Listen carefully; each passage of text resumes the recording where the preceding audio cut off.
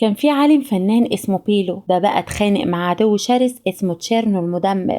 الخناقة بتاعتهم هزت المجرة كلها. بيلو كان شكله كده خلاص هيكسب، لغاية ما تشيرنو طلع سلاح مدمر اسمه آكل الموجة. دي كانت قوة جامدة قوي بتمسح أي حاجة تلمسها. ده كان الحل الأخير علشان يوقف الفناء الكوني. بيلو جمع فريق من اللي بيتنقلوا من مكان لمكان في ثانية، وقاموا بهجمة أخيرة. المعركة خلصت بسفينة تشيرنو وهي بتخبط في قمر الأرض فكسرته، بس تشيرني عايش وهرب في كبسولة حفرت لتحت قوي في قلب الكوكب. بيلو عرف يحبسه هناك وحول الأرض لسجنه، بس الحركة دي كان ليها عواقب وخيمة، لأن الأرض بدأت تعاني. المناخ اتقلب، القمم الجليدية ساحت والصحاري اتجمدت، الأمراض والمجاعة انتشروا والفقر زاد قوي. لما شافوا البشرية على وشك الانهيار، مجلس المجرة ترجى الكون المتحضر كله يتدخل. في الوقت ده حصلت حاجة زي المعجزة. 3 عيال اتولدوا على الأرض وعندهم قدرة نادرة إنهم ينتقلوا من مكان لمكان في ثانية. دول كانوا أول جيل من البشر يشيلوا القوة دي من غير ما يعرفوا. القوة دي مرتبطة بتجربة تشيرنو السرية اللي هي الجين البدائي. دلوقتي سنة 2071 الأرض لسه متدمرة من الحرب والكوارث. مدن زي موسكو بقت خرابة والناس واقفة طوابير علشان حاجات بسيطة زي المية. واحد من الناس دي اسمه أنطون، شاب أهبل على طول بتحصل له حوادث غريبة،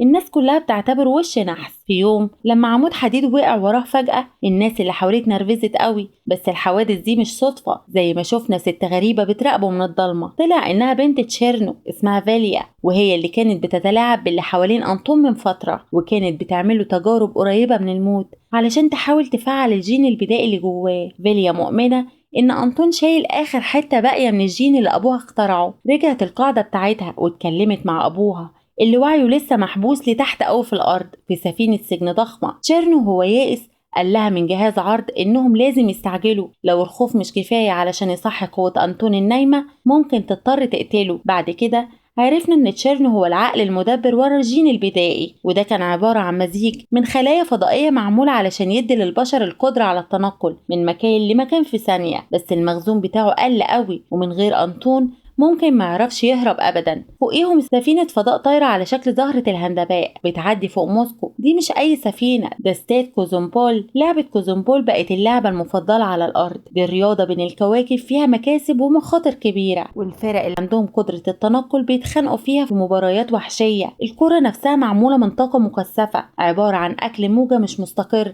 لازم يتشاط 5 مرات قبل ما الفريق يعرف يسجل. الرياضة دي سريعة بتلمع وخطيرة. دلوقتي فريق الأرض عنده 3 لعيبة بس، ناتاشا وفان وبيلي. بما إن اللي بيعرفوا ينتقلوا بس هم اللي بيلعبوا، فهم لابسين بدل روبوت متزودة بوحدات ذكاء اصطناعي صغيرة اسمها سوبتونيك. المباريات بتتعرض في السماء في صور مجسمة ضخمة. بالنسبة لمعظم الناس على الأرض، وزومبول دي كل حاجة، رمز للأمل وراحة من البؤس. بس أنطون بيكرهها قوي. في الوقت اللي العالم بيتجمع علشان يتفرج على آخر مباراة، هو اقتحم مركز توظيف علشان يتوسل ليهم يدوه شغل، بس طنشوه علشان كلهم مركزين في الماتش. اتعصب وقفل الشبابيك وزعق فيهم علشان مهتمين بالرياضة أكتر من النجاة، بس ده خلاهم يطردوه في ثواني. في مكان تاني الاستاد بينبض بالترقب، وفريق كوزومبول بتاع الأرض بيتخانق مع منافسيهم الشرسين فريق السريانيين. الماتش مولع والأرض عرفت تسجل 3 ضربات ناجحة، بس السريانيين مش سهلين. اتجمعوا بسرعة وسجلوا 4 مرات وحطوا الأرض في موقف صعب. في الوقت نفسه جوه سفينة السجن اللي تحت الأرض، تشيرنو بيجهز أكل موجة جديد، وده هو أساس اللعبة. اتقال إن الكرة الخطيرة دي من اختراعه، وتمت إعادة تشكيلها علشان تبقى أدوات رياضية تشتت أعدائه. بس المرة دي تشيرنو بيرفض يسيب أكل الموجة بسهولة كده. لما الحراس حاولوا ياخدوه علشان ينقلوه، تشيرنو مسك واحد منهم وسابه على الآلات. الهجوم ده دمر كام آلة وجرح كام حارس جروح مميتة. واحد من آخر الحراس عرف يشغل بروتوكول الطوارئ، ونظام الروبوت عرف يخطف أكل الموجة في آخر لحظة. في الوقت نفسه بيلو اللي هو رئيس دوري كوزومو وقف الماتش وطلب من واحد من السريانين يمثل إنه أغمى عليه. وأول ما الكرة وصلت الماتش رجع تاني، وفريق الأرض هو اللي كسب في الآخر. في شوارع موسكو احتفالات الفوز ملهاش أي معنى بالنسبة لأنطون. جري على بيته لقى أمه واقعة على الأرض، اتخض ووداها على السرير وبص على الدواء بتاعها لقاه انه خلص خالص. أنطون جري على الصيدلية اللي في المنطقة لقاها مقفولة، لأن صاحبها قاعد في البيت بيتفرج على الماتش. من كتر الإحباط اللي هو فيه حاول يكسر الباب بطوبة، بس يدوب خدش الإزاز. في اللحظة دي ظهرت ست شابة غريبة اسمها أنا ماسكة حبل متين مؤقت معمول من غطاء بلوعة. كسرت الشباك بسهولة ونطت جوه. أنطون دخل وراها وجاب الدواء لأمه مع شوية سناكس. أول ما الإنذار اشتغل الضابط فسيلي وشريكه وصلوا بسرعة، فاضطر أنطون وأنا يهربوا. ورته ازاي ينطوا من فوق الأسطح وازاي يمشوا في المكان،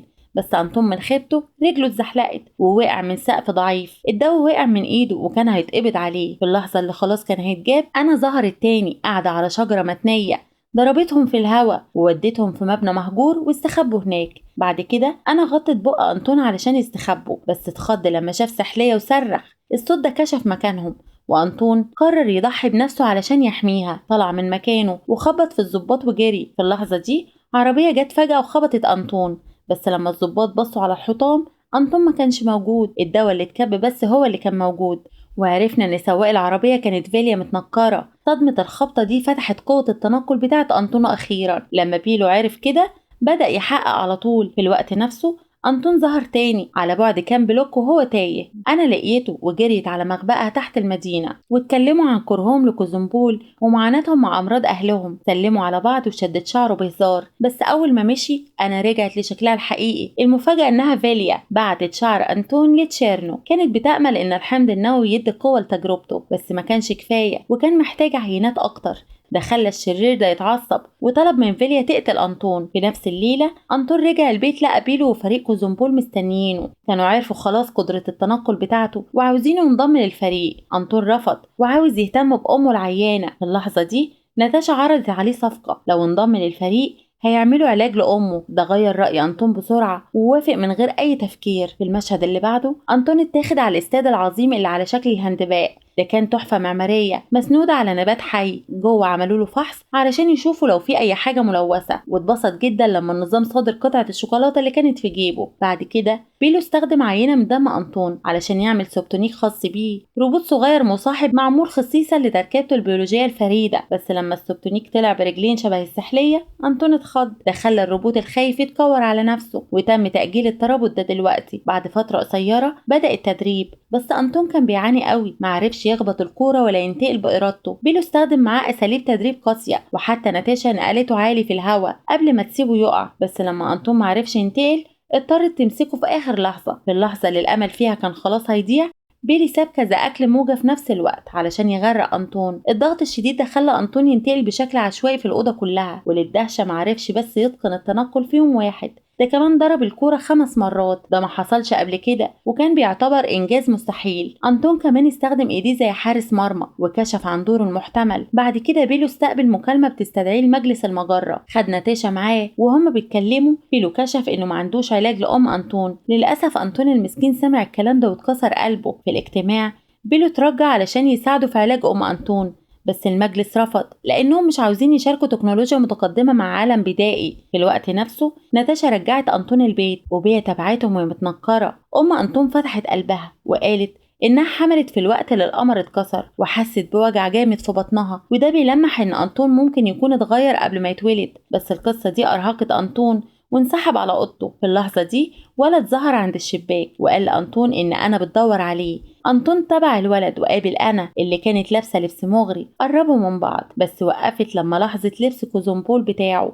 أنطون اتنرفز وحكالها ازاي اتخدع وازاي ممكن امه ما تاخدش العلاج. انا استغلت اللحظه دي وعرضت عليه كبسوله فيها ماده سامه تقدر تقتل النبات اللي شايل الاستاد. شجعته على انه يستخدمها علشان ينهي كوزنبول للابد. انطون اتردد وكان قلقان من العواقب والتدمير، بس انا بدات تضغط عليه لغايه لما وافق في الاخر. الاتنين قربوا من بعض تاني، بس المره دي سبتونيك بتاع انطون اللي بيحس بالخطر وصل وجره بعيد. بعد شويه ناتاشا ظهرت علشان تاخده، وفي الطريق أنطون كان بيتساءل بعصبية إذا كان السبتونيك بتاعه هيترابط معاه ولا لأ. ناتاشا حذرته إنه من غير الترابط ده ممكن يموت. شرحت كمان إن السبتونيك بيشتغل لما يكون في خطر قريب. لما وصلوا الاستاد أنطون عدى من الفحص، ولحسن الحظ الجهاز محسش بالكبسولة المتخبية. في اليوم اللي بعده التجهيزات لماتش كوزنبول اللي جاي بدأت، والتوتر كان باين تحت السطح. أنطون اللي لسه قلقان بسبب اختياراته الأخيرة ثبت كبسولة السم المتخبية تحت لبسه قبل ما السبتونيك بتاعه يساعده في إنه يلبس. مثل إنه محتاج راحة سريعة واتسحب بعيد عن الباقيين وساب السم على أرضية الاستاد. المادة السامة دي بدأت تنتشر بهدوء جوه المبنى من غير ما يبين أي شعور بالذنب. أنطون رجع منطقة الانتظار اللي باقي الفريق كان بيجهز فيها للماتش. الإثارة في الاستاد وصلت للقمة، وجه الأرضيين بيجهزوا علشان يلعبوا ضد الأمازونيين، فريق من الرياضيين الضخمين الأقوياء المعروفين بقوتهم الجبارة. بس المفاجأة إنهم ودودين جدا، المتفرجين في كل حتة في الأرض اتفرجوا بحماس، وحتى أم أنطون اللي شكلها صحتها اتحسنت بفضل العلاج اللي ماشي عليه اتفرجت على الماتش مع الضابط فازيلي، وما كانوش عارفين بالخطر المتخبي اللي بيتسلل تحت الاستاد. لما الماتش بدأ أنطون مشي على الملعب وسط تشجيع كبير من الجمهور، وكلهم كانوا متشوقين يشوفوا أداؤه الأول. بس للدهشة قعد على الأرض ورفض يشارك، وده غير الجو فورا. التشجيعات اتقلبت لشتيمة، ونفس الجمهور اللي رحب بيه انقلب عليه وسموه جبان. بيلو قلق بسبب تصرفات أنطون ووقف الماتش وراح له، حاول يشجعه إنه يشارك في اللعبة، بس أنطون هاجمه واتهم بيلو وناتاشا بالتلاعب والكذب. لما سمع كده الراجل العجوز بهدوء ورى أنطون دليل على إن أمه بتتعافى بفضل العلاج اللي قدمه لها. بيلو حس بحيرة أنطون وعدم ثقته، وقرر إنه يقول الحقيقة كاملة. أخد أنطون لأوضة خاصة جوه الاستاد فيها مجموعة كبيرة من الحاجات الصغيرة الشبيهة بالأحجار، وكشف إن الحصى ده هي البقايا المتروكة من أكلات الموجة، وشرح إن الاستاد ما اتبناش علشان الرياضة بس، ده اتصمم علشان يكون ساحة معركة متنكرة. أكلات الموجة بقايا تكنولوجيا تشيرنو المدمرة، ما ينفعش تتكسر كلها، بس ممكن تتعادل من خلال عملية معينة بتتطلب 5 ضربات قوية من رياضيين بيقدروا يتنقلوا. رياضة كوزوموبول اتعملت علشان تكون طريقة مسيطر عليها للتخلص من التهديدات دي مع الحفاظ على سلامة الناس وعدم إدراكهم. قتل تشيرنو مباشرة ما كانش حل، لأن ده هيشغل تفاعل متسلسل من معمله اللي تحت الأرض اللي ممكن يدمر الكوكب. ثقل الكشف ده أثر في أنطون جامد، وعرف مدى خطورة التخريب اللي عمله. جري على طول لأرضية الاستاد علشان يشوف السم اللي انتشر، بس لما وصل السم كان انتشر في جزء من المبنى، وبسرعة شغل الإنذار. بس اللعبة استمرت لغاية لما بيلو لاحظ واتصرف بتجميد المنطقة المصابة. للأسف السم كان قوي جدا، فاضطر الاستاد يبدأ إخلاء طارئ. مقاعد الجمهور انفصلت وبدأت تطير بالمتفرجين لبر الأمان، وده عمل منظر سريالي للإخلاء الجماعي فوق الأرض. وسط الفوضى دي تشيرنو استغل الفرصة وساب آخر آكل موجة عنده ووجه ناحية الاستاد علشان يدمر كل حاجة، وحتى حاول يخطف كم مقعد من اللي بيهربوا. ده اضطر الرياضيين يتحركوا وينطوا بين المنصات المتحركة علشان يحموا المدنيين. في الوقت نفسه آكل الموجة كان بيتجه ناحية ناتاشا، واللحظة باين إن الكارثة هتحصل خلاص، بس أنطون اتصرف في الوقت المناسب ونقلها بره طريقه. الاتنين ضربوا آكل الموجة 5 مرات لغاية لما تعادل في الآخر.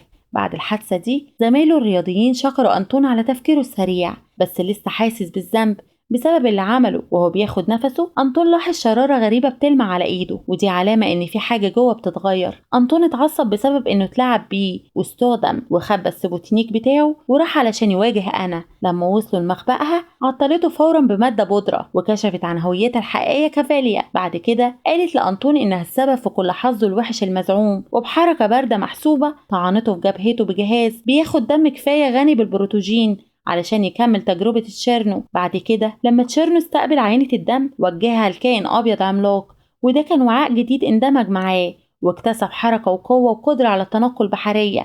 الكائن ده طلع من قلب الأرض ومزق المباني وطلع للفضاء. في الوقت نفسه أنطون كان واقع فاقد للوعي، والسبوتينيك بتاعه حس بالخطر وجري ناحيته. الروبوت الصغير استخدم آخر طاقة عنده علشان يعالج جروحه قبل ما يتعطل خالص. لما أنطون صحي لقى ناتاشا وبيلو واقفين جنبه. اعترف على طول انه سمم الاستاد، حس بالذنب بسبب اختياراته. كلامهم اتقطع لما تشيرنو ظهر من خلال صورة مجسمة وخاطب بيلو على انه عامله، وعرض عليه فرصة انه يرجع له تاني. ناتاشا اتصدمت واتلخبطت بسبب الكشف ده وطلبت بإجابات حالا، بس بيلو تجاهل الموضوع وأمرها تجهز للمعركة اللي جاية. لما شكل تشيرنو الوحش وصل المدار بدأ ينتج أكلات موجة أكتر من بيض نابض على متن سفينته. كرد فعل بيلو جمع الرياضيين من 3 فرق، الأرضيين والأمازونيين والسريانيين، وأمرهم بالانتشار في المدينة علشان يحموها. في الاستاد بيلو عمل بث عالمي وكشف الحقيقة عن كوزموبول لمواطني الأرض. اعترف بالحقيقة، الرياضة اللي بيعبدوها دي مجرد غطاء لحرب بين المجرات،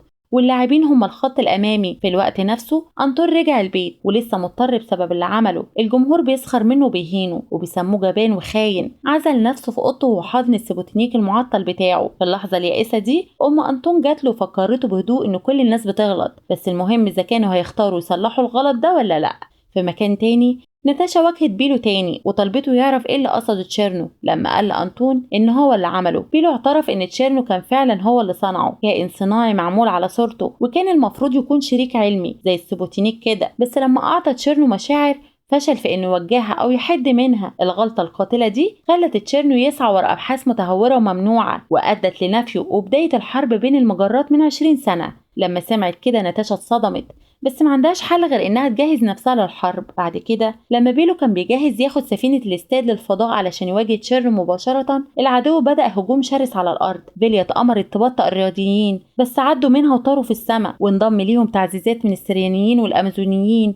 مع بعض حاولوا يعترضوا ويعادلوا أكلات الموجة اللي جاية، وكانوا شغالين بجد علشان يضربوهم 5 مرات قبل ما يصطدموا. بس مع مرور الوقت الأبطال بدأوا يتعبوا. كانت صابت للأسف، بس عرفت تستعيد وعيها قبل ما تقع على الأرض. في المرحلة دي أكلات الموجة كسبت وبدأت تدمر المدينة بالكامل. ده دفع المجلس يبعت آلاف السفن في الفضاء، واللي رمت حبال ليزر على الكائن العملاق بمحاولة لتأييده، بس ما كانوش قد المستوى، لأن الكائن ده قدر يفلت بسهولة وكسر السفن واحدة ورا التانية. أنطون اتفرج على الدمار ده وفهم حجمه، وقرر ينضم لأصحابه في القتال حتى من غير بدلته الخاصة. التصرف ده من التضحية قوى علاقته بالسبوتينيك بتاعه أخيرا، واللي رجع للحياة وكشف عن اسمه موجلي. وبقوتهم المتجددة أنطون انتقل لقلب الفوضى وساعد في إخلاء المدنيين، وبعد كده انضم للرياضيين في القتال في السماء. بيلي طلب من أنطون يساعد في حماية فان اللي كانت مصابة وضعيفة. لما أنطون اتحرك بسرعة طلب من موجلي يهتم بأمه. فسيلي كمان ظهر علشان يوجهها لمكان آمن، وبين إن الاتنين الكبار دول بينهم علاقة. مع تدمير الاستاد وتعرض الأرض للهجوم، أنطون كان بيجري في السماء علشان يساعد زمايله. وصل لفان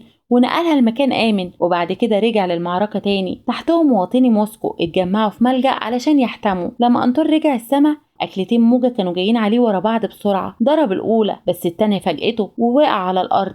أنطون عارف يعيش من الخبطة، بس بدلته اتقطعت لحتت. في اللحظة اللي باين إنه خلاص انتهى، سبتونيك بتاعه المخلص موجلي حس بضيقه وجرى ناحيته. الروبوت الصغير اندمج في درعه مرة تانية، وأنطون قام وأقوى من الأول كمان وهو متصل بالكامل. وفي وضع المعركة أنطون بدأ يمتص طاقة أكلات الموجة بدل ما يضربها، وأتقن طريقة جديدة علشان يعادلهم. قدرته على إنه يتعامل معاهم واحدة ورا التانية أدهشت زمايله الرياضيين. في الوقت نفسه فوق الأرض بيلو كان بيجهز لمواجهة أخيرة مع تشيرنو. سلم قيادة سفينة الاستاد لناتاشا وطلب منها تنقذ الأرض لو مرجعش، بس ناتاشا رفضت تسيبه يمشي لوحده، ومسكت دراعه ونقلتهم هما الاتنين لسفينة تشيرنو العملاقة البيضاء. جوه الجو كان تقيل ومليان بطاقة غريبة. تشيرنو استقبل بيلو وطلب منه يكشف عن شكله الحقيقي. الاتنين تبادلوا كلام حاد ما تحلوش من 20 سنة من الصمت. أول ما بيلو كشف عن شكله الفضائي الأبيض، تشيرنو ضرب وكان عاوز يقتله. ناتاشا اتدخلت علشان تحميه، بس فيليا وصلت وثبتتها على الحيطة الحية بتاعة الكائن. بالرغم من الصعاب دي بيلو رد بطيار من التلج مستهدف البيضة الأساسية جوه الكائن اللي بتنتج أكلات موجة جديدة. تشيرنو رفع درع علشان يحميها، بس بيلو غلبه وبدأ هجوم من التجميد من فوق. التلج انتشر على جسم تشيرنو وجمده اللحظة،